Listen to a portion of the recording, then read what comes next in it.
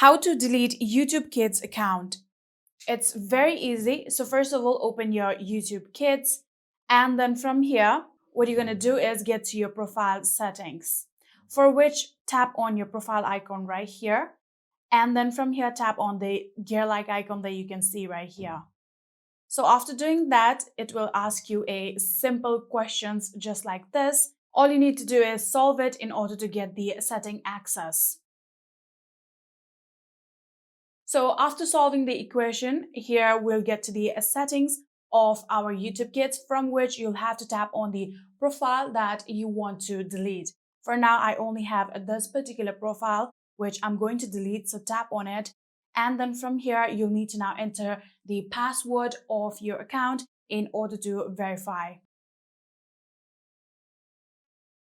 So after entering the password, all you need to do is tap on next. Then in here, you can see we have successfully been verified. Now all you need to do is tap on the three-dot bar that you can see right here. Then from here, you can get the option of delete this profile. Simply tap on that option, and just like that, simply tap on yes, delete this profile in order to confirm. And just like this, here you can see we have successfully deleted our YouTube Kids account. And that is it.